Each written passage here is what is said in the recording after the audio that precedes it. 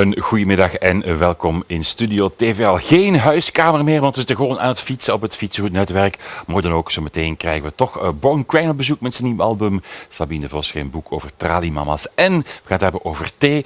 Maar eerst ga ik wat fietsen met mijn fietsvriendin van vandaag. Dat is Christa Hermans. Goedemiddag Christa. Goeiedag. Fiets je vaak eigenlijk? Ik fiets eigenlijk niet zo heel veel. Ik ben nog maar 2 jaar geleden begonnen met fietsen eigenlijk. Ja. En heb je dus echt zo'n nieuwe fiets gekocht, een goede fiets? Ik heb inderdaad een goede nieuwe fiets gekocht en ik ben zo Limburg beginnen te ontdekken.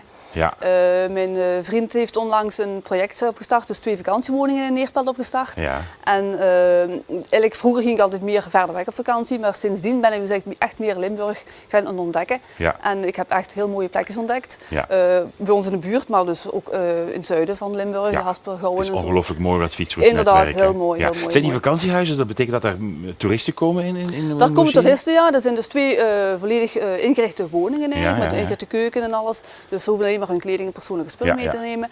En dat ligt eigenlijk midden in het centrum van Neerpelt. Ja. We hebben een grote tuin. En we zitten eigenlijk heel kort bij het fietspunt 241. Ja. En van daaruit kunnen ze dus eigenlijk bijna 6 richtingen uitgaan. Dus ze hebben echt alle mogelijkheden om Limburg. Echt ook gekozen omdat het op het Fietsroute-netwerk Ja, ligt. we zitten er inderdaad heel vlakbij, dus het is eigenlijk wel echt een ideaal punt eigenlijk. Zeg, welke reacties krijg je dan van die mensen over Limburg? Want heel vaak zijn niet-Limburgers die komen logeren daar natuurlijk. Ze zijn inderdaad heel verrast. En ze zitten dan meestal maar een week, maar ze zeggen toch wel eens inderdaad wel iets langer. Ze hadden kunnen komen om van te genieten van de omgeving en zo. Ja. Wij gaan samen met Toerisme Limburg op zoek naar de mooiste fietsplekjes op dat Fietsroute-netwerk. En jullie, onze kijkers, mogen die nomineren.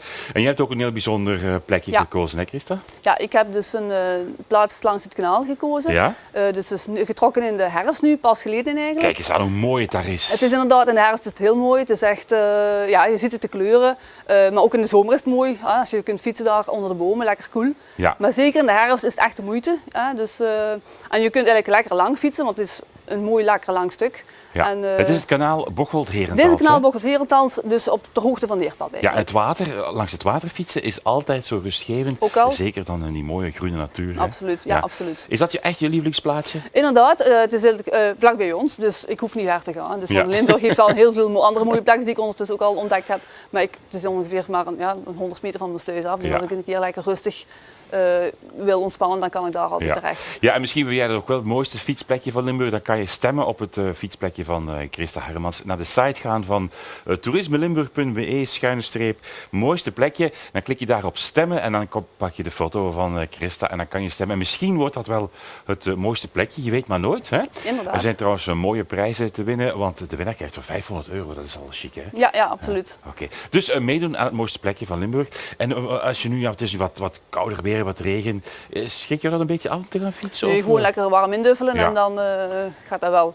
Alleen een beetje voor de regen oppassen, dus daar zie je wel op voor aan de aankomen. Het is nog gezond ook, hè, fietsen. Absoluut, ja. Oké, Chris, ik wens je heel veel succes. En als je wint, dan kom je natuurlijk terug hier. Dan gaan we nog een toertje fietsen hier in de studio. Oké, prima.